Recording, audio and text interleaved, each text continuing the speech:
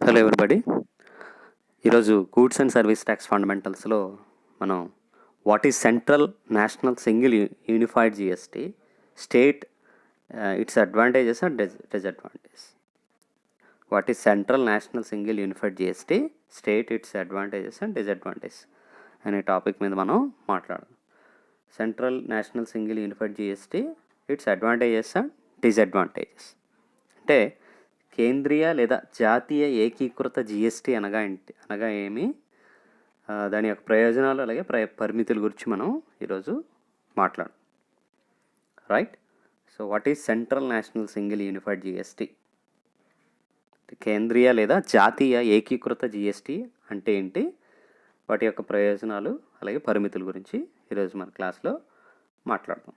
So first, under this option the two level of government would combine their levels into form of a single national GST with appropriate revenue sharing arrangement among them. The tax could be controlled and administered by the central government. In this case of a central GST, where all goods and services are taxed by the central government only. The center will collect most of the country's total tax revenue, leaving very little for the subnational governments. ఒకసారి చూద్దాం. Under this option, the two levels of the government would combine their levies in the form of a single national GST with appropriate revenue sharing arrangements among them. The tax could be controlled and administered by the central government. There are several models for such a tax. Australia is the most recent example of national GST, which is levied and controlled by the central, but the procedures are allocated entirely the states. In this case of a central GST, where all goods and services are taxed by the central government only, the center will collect most of the country's total tax revenue, leaving very little for subnational governments.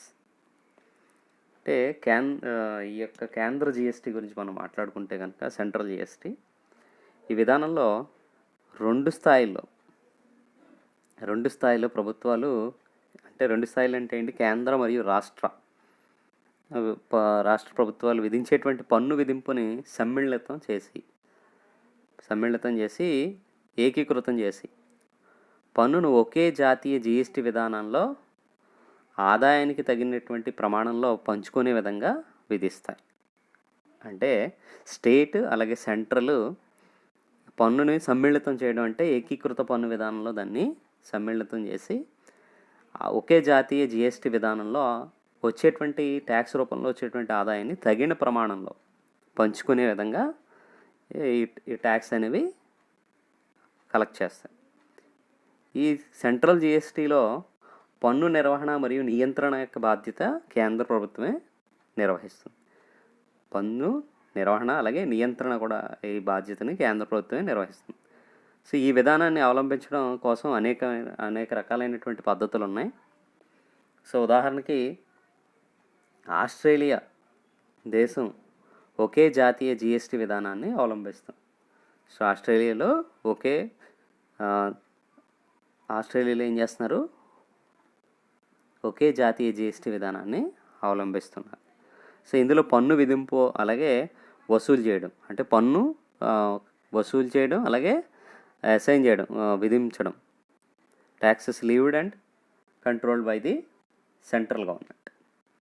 So పన్ను విధింపు అలాగే collection కూడా కేంద్ర ప్రభుత్వమే చేపడుతుంది. ఆదాయాలను రాష్ట్రాలకు తగిన ప్రమాణాలతో కేటాయింపు చేస్తుంది. అంటే వచ్చిన ఆదాయాన్ని రాష్ట్రాలకి తగిన ప్రమాణాలతో దాన్ని కేటాయింపు చేయడం జరుగుతుంది. సో ఇప్పుడు అర్థమైంది కదా కేంద్ర జిఎస్టీ అంటే ఏంటి.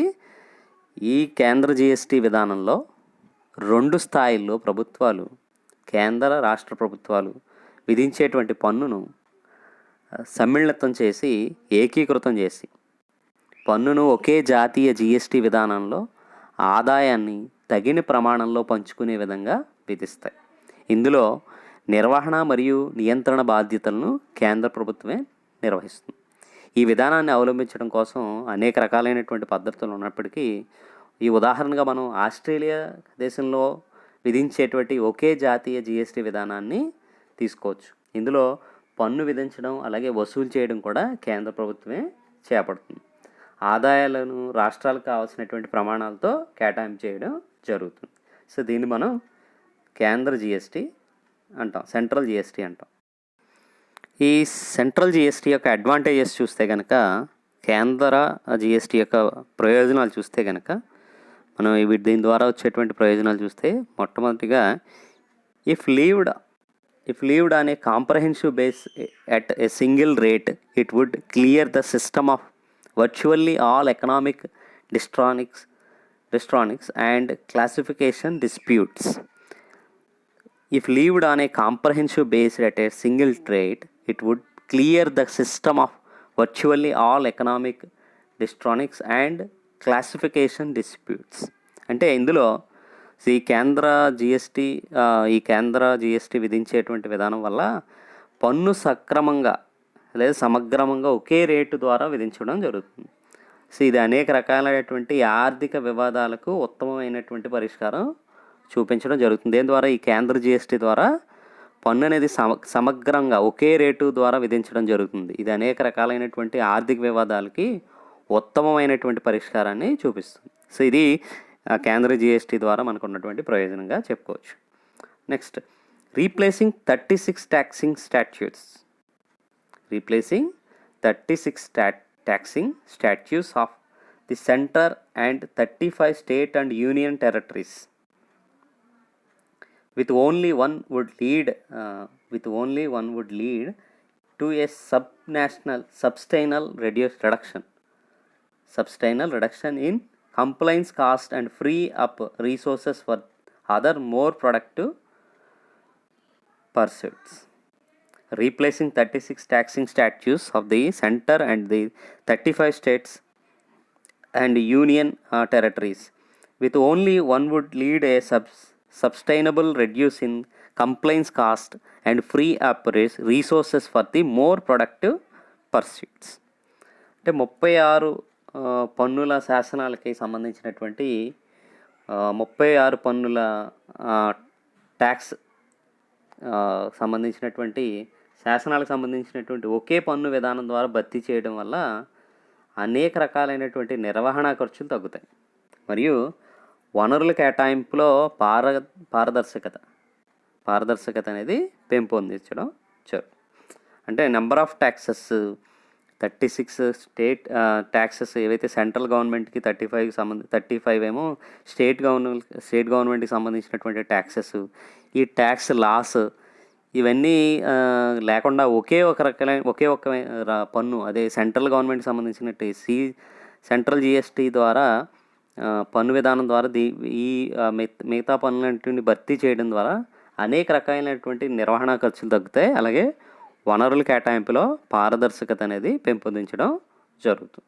నెంబర్ ఆఫ్ ట్యాక్స్ లాస్ ఉన్నప్పుడు కన్ఫ్యూజన్ ఉంటుంది కాబట్టి, సో ఎక్కువ సింగిల్ ట్యాక్స్ ఏదైతే ఈ కేంద్ర జిఎస్టీ ఒకే విధించడం ద్వారా ఏమవుతుందంటే ఏకీకృత పన్ను విధానం సాధ్యపడుతుంది. అలాగే ఒక పన్ను విధానం ద్వారా ఇవన్నీ భర్తీ చేయడం వల్ల అనేక రకాలైనటువంటి నిర్వహణ ఖర్చులు తగ్గడంతో పాటు కేటాయింపులో స్టేట్స్కి ఇవ్వాల్సినటువంటి కేటాయింపులో పారదర్శకత అనేది పెంపొందించడం జరుగుతుంది.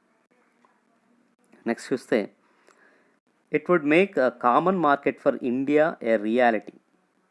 Goods and services would move freely within India with no check post, internal tax, foreigners or other barrier to trade.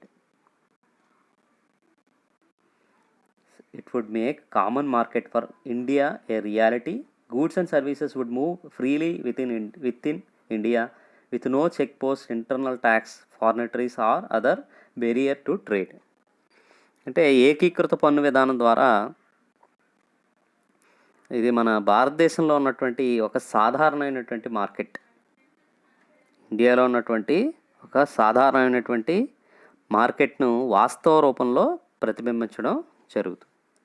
So అంటే భారతదేశంలో ఉన్నటువంటి వస్తు సేవల ఇంటర్నల్ ట్యాక్సెస్ అంటే ఇంటర్నల్ ట్యాక్స్ అంటే అంతర్గత పన్నులు అంటాం కదా, ఇంటర్నల్ ట్యాక్సెస్. అలాగే చెక్ పోస్ట్ సరిహద్దులకు సంబంధించినటువంటి ఇతర అడ్డంకులతో ఎలాంటి సంబంధం లేకుండా స్వేచ్ఛగా ఈ మార్కెట్లో ఉన్నటువంటి అనేవి కదలడానికి అవకాశం ఉంటుంది. ఇది భారతదేశంలో ఒక సాధారణమైనటువంటి మార్కెట్ను వాస్తవ రూపంలో ప్రతిబింబిస్తుంది. అలాగే భారతదేశంలో ఉన్నటువంటి వస్తు సేవలు, అంతర్గత పన్నులు, సరిహద్దులు ఇలాంటివంటి అడ్డంకులు ఏం లేకుండా, ఇలాంటి అడ్డంకులతో సంబంధం లేకుండా స్వేచ్ఛగా కదలడానికి అవకాశం ఉంటుంది. ఇది ఒక రకమైన advantage. Next, ideal structure from business purpose. Ideal structure from business perspective, greater stability and facilitation of decision making. Ideal structure from business perspective, greater stability and facilitation of decision making. అంటే ఏకీకృత పన్ను విధానం ద్వారా వ్యాపార కోణంలో చూస్తే కనుక ఇది ఒక రకమైనటువంటి ఆదర్శమైనటువంటి నిర్మాణం. ఇది ఒక ఆదర్శమైనటువంటి స్ట్రక్చర్గా చెప్పుకోవచ్చు. ఇది ఎక్కువ స్టెబిలిటీ అంటే స్థిరత్వాన్ని పెంపొందిస్తుంది, మరియు డెసిషన్ మేకింగ్ అంటే నిర్ణయం తీసుకునేటువంటి ప్రక్రియను సులభతరం చేస్తుంది. సో అర్థమైందా? ఫోర్త్ పాయింట్ ఏంటి? ఏకీకృత పన్ను విధానం అంటే వ్యాపార కోణంలో చూసినప్పుడు ఇది ఒక ఆదర్శమైనటువంటి నిర్ణయంగా చెప్పుకోవచ్చు. ఇది ఎక్కువ స్థిరత్వాన్ని, స్టెబిలిటీని పెంపొందించడంతో పాటు నిర్ణయాలు తీసుకోవడంలో నిర్ణయం తీసుకునే విధానంలో డెసిషన్ మేకింగ్ని సులభతరం చేస్తుంది. సో ఇవన్నీ మన అడ్వాంటేజెస్గా చెప్పుకోవచ్చు. దీనికి సిజిఎస్టీ, సెంట్రల్ జిఎస్టీకి అడ్వాంటేజెస్గా వీటిని చెప్పుకోవచ్చు. సో తర్వాత మనకి వీటిలో ఈ అడ్వాంటేజెస్లో ముఖ్యంగా ఇంకా కొన్నిటిని ఒకటి రెండు మనకు తెలుసుకోవాలనుకున్నప్పుడు, business will have to deal with only one tax authority and comply with only one tax, a significant reduction of compliance cost. So ఇది కూడా అడ్వాంటేజ్లు చెప్పుకోవడానికి. అంటే వ్యాపార సంస్థలు బహుళ అధికారులతో కాక కేవలం ఒకే నిర్వహణ అధికారంలో ఉండడం వల్ల వారి యొక్క విధి నిర్వహణ వ్యయాలు గణనీయంగా తగ్గుతాయి. సో ఇది ఆల్రెడీ మనం మాట్లాడుకున్న పాయింటే కొంచెం క్లియర్గా చెప్పడం జరిగింది. సో వ్యాపార సంస్థలు బహుళ అధికారులతో కాక కేవలం ఒకే నిర్వహణ అధికారి ద్వారా ఈ యొక్క నిర్వహణ అధికారుల చేతిలో ఉండడం వల్ల వాటి నిర్వహణ వ్యయాలు గణనీయంగా తగ్గుతాయి. సో అలాగే వినియోగదారుల దృక్పథంలో ఇది ఒక ఉత్తమమైనటువంటి విధానంగా చెప్పుకోవచ్చు. వినియోగదారుడికి తాను వినియోగించినటువంటి వస్తు సేవల్లో పరోక్ష పన్ను భారం స్పష్టంగా తెలుస్తుంది. పన్నుపై పన్ను భారం అనేది క్యాస్కాండింగ్ ట్యాక్స్ ఆన్ ట్యాక్స్ అనేది భారీ స్థాయిలో తొలగించబడేటువంటి అవకాశం ఉంది. ఇది మెరుగైనటువంటి పోటీతత్వానికి దారితీసేటువంటి అవకాశం ఉంది. ఇవన్నీ అడ్వాంటేజెస్గా చెప్పుకున్నప్పటికీ సో కొన్ని డిసడ్వాంటేజెస్ కూడా ఉన్నాయి సెంట్రల్ ట్యాక్స్ సిస్టమ్ ద్వారా, సెంట్రల్ జిఎస్టీ ద్వారా. అవేంటన్నది చూద్దాం. ఈ సెంట్రల్ సిజిఎస్టీ యొక్క డిసడ్వాంటేజెస్ చూస్తే కనుక, పరిమితులు చూస్తే కనుక, near impossibility of achieving the structure. It will require drastic modification to the constitution of India. So once again, near impossibility of achieving the structure, it will require drastic modification to the constitution of India. అంటే ఏంటి? Central GST, ఈ కేంద్ర GST యొక్క విధానంలో పూర్తి స్థాయిలో అమలు చేయడం అనేది అసంభవం. ఈ సెంట్రల్ జిఎస్టీని పూర్తి స్థాయిలో అమలు చేయడం అనేది అసంభవం, జరిగేటువంటి పని కాదు. దీనికి భారతదేశం యొక్క రాజ్యాంగాన్ని సవరించాల్సినటువంటి అవసరం, పూర్తిగా భారతదేశానికి రాజ్యాంగాన్ని చాలా భారీగా సవరించాల్సినటువంటి అవసరం ఉంది. ఈ సెంట్రల్ జిఎస్టీ మొత్తం ఈ విధానాన్ని పూర్తి స్థాయిలో అమలు చేయాలంటే ఇండియాలో ఉన్నటువంటి కాన్స్టిట్యూషన్ని భారీగా సవరించాల్సినటువంటి అవసరం. ఇది ఒక రకమైన disadvantage. Next, it might upset the present concept of fiscal federalism which is the cornerstone of Indian polity. It might upset the present concept of fiscal federalism which is the cornerstone of Indian polity. అంటే ఇది భారతదేశంలో ఉన్నటువంటి ప్రస్తుత ఆర్థిక సమాఖ్య విధానానికి తీవ్రమైనటువంటి ఆటంకాలని సృష్టిస్తుంది. ఏది సెంట్రల్ జిఎస్టీ అనేది, సిజిఎస్టీ అనేది, కేంద్ర జిఎస్టీ అనేది భారతదేశంలో ఉన్నటువంటి ప్రస్తుత ఆర్థిక సమాఖ్య విధానానికి తీవ్రమైనటువంటి ఆటంకాలని సృష్టిస్తుంది. ఇది కూడా ఒక రకమైనటువంటి డిసడ్వాంటేజ్గా మనం చెప్పుకోవచ్చు. నెక్స్ట్ డిసడ్వాంటేజ్ చూస్తే కనుక entire infrastructure developed for taxation at both levels which have to undergo huge change. ఏంటి? సో ఇంకొక రకమైన డిసడ్వాంటేజ్ అంటే entire infrastructure developed for taxation at both levels will have undergo huge change. So ఈ central GST, కేంద్ర GST ద్వారా అప్పటికే ఉన్నటువంటి 2 స్థాయిల్లో పన్ను విధింపు మరియు నిర్వహణ కొరకు ఏర్పరిచినటువంటి మౌలిక సదుపాయాల్లో భారీ మార్పులైనటువంటి అవసరం అవుతాయి. ఇది చాలా క్లిష్టతరమైంది. అంటే 2 స్థాయిల్లో పన్ను విధించడం అలాగే నిర్వహణ కొరకు ఏర్పరిచినటువంటి మౌలిక సదుపాయాల్లో భారీ మార్పు అనేది అవసరం అవుతుంది. ఇది చాలా సంక్లిష్టమైనది, చాలా క్లిష్టతరమైంది. సో ఈ కేంద్ర జిఎస్టీ విధానం ద్వారా అప్పటికే ఉన్నటువంటి ఎగ్జిస్టింగ్ ట్యాక్స్ సిస్టంలో డ్యూయల్ ట్యాక్స్ ఏదైతే మనం 2 స్థాయిల్లో పన్ను విధించేటువంటి అలాగే పన్ను విధింపు మరియు నిర్వహణ కొరకు ఏర్పరిచినటువంటి మౌలిక సదుపాయాల్లో భారీ మార్పులు చేసేటువంటి అవసరం ఉంది. కాబట్టి ఇది చాలా సంక్లిష్టమైంది. అందువల్ల దీనికి ఈ సెంట్రల్ జిఎస్టీ యొక్క డిసడ్వాంటేజెస్లో ఇది కూడా మనం చెప్పుకోవచ్చు. ఈ సెంట్రల్ జిఎస్టీ, కేంద్ర జిఎస్టీ యొక్క డిసడ్వాంటేజెస్లో మనం ఇది కూడా చెప్పచ్చు. సో నెక్స్ట్ డిసడ్వాంటేజ్ గురించి మనం చూస్తే కనుక states may not agree to give the power of taxation and depend on the union for resources. ఏంటి? States may not agree to give up the power of taxation and depend on the union for resources. అంటే ఏంటి?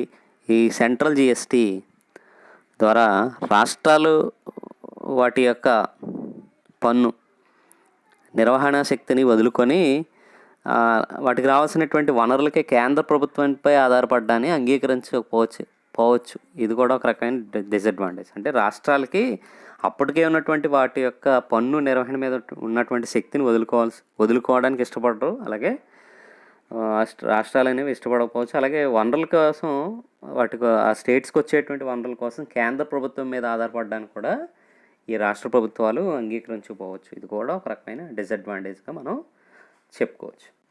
So ఇవి మనం disadvantage మెయిన్గా వీటి గురించి చెప్పుకుంటే కనుక సో ఈ సెంట్రల్ జిఎస్టీ అంటే ఏంటి, అలాగే వాటి యొక్క అడ్వాంటేజెస్, డిసడ్వాంటేజ్ గురించి మనం చెప్పుకోండి. Advantage and disadvantage of central, national and single unified GST.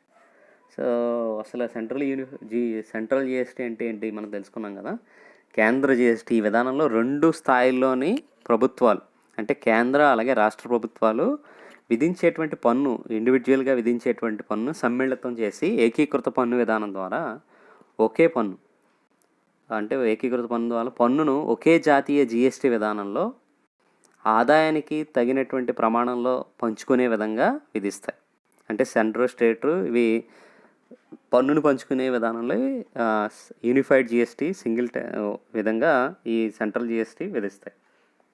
ఇందులో పన్ను విధించడం అలాగే నిర్వహణ మరియు నియంత్రణ బాధ్యతలు కేంద్ర ప్రభుత్వమే నిర్వహిస్తుంది సెంట్రల్ జిఎస్టీ.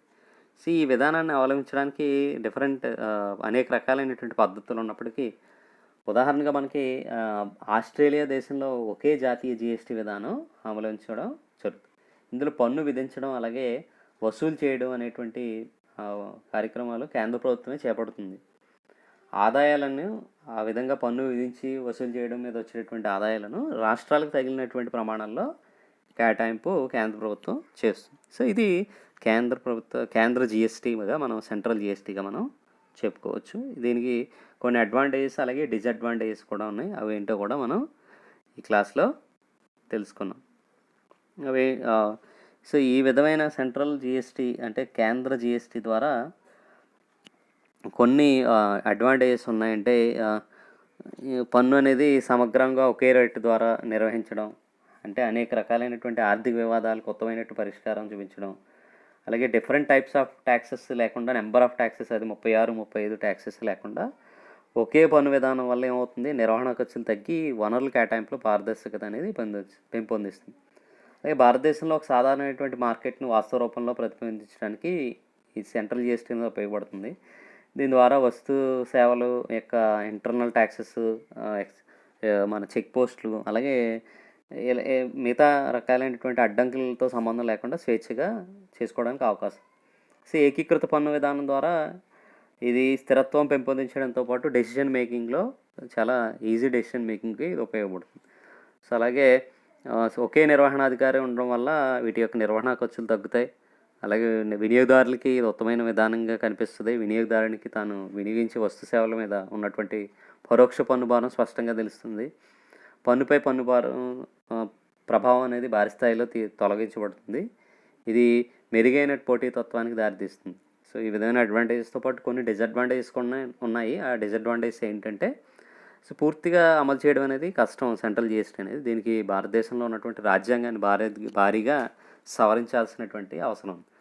అలాగే భారతదేశంలో ఉన్నటువంటి ప్రస్తుత ఆర్థిక సమాఖ్య విధానానికి తీవ్రమైనటువంటి ఆటంకాలు ఈ సెంట్రల్ జిఎస్టీ అనేది సృష్టిస్తుంది. ఇది ఒక రకమైన డిసడ్వాంటేజ్. అలాగే 2 స్థాయిల్లో పన్ను విధించడం, అలాగే నిర్వహణ కోసం ఏర్పరిచినటువంటి మౌలిక సదుపాయాల్లో భారీ మార్పు చేయాల్సినటువంటి అవసరం ఉంది. ఇది కూడా చాలా సంక్లిష్టమైనటువంటి అంశం.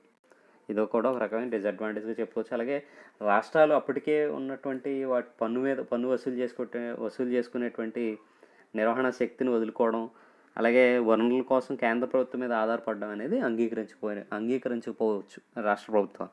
సో ఇది కూడా ఒక రకమైన డిసడ్వాంటేజ్గా చెప్పుకోవచ్చు. సో ఇది సెంట్రల్ జిఎస్టీ అంటే వాటి యొక్క అడ్వాంటేజెస్, డిసడ్వాంటేజెస్ గురించి మనం ఈరోజు క్లాస్లో తెలుసుకుందాం. తర్వాత క్లాసెస్లో మిగతా టాపిక్స్ గురించి తెలుసుకుందాం. సో ఈరోజుకి థ్యాంక్ యూ.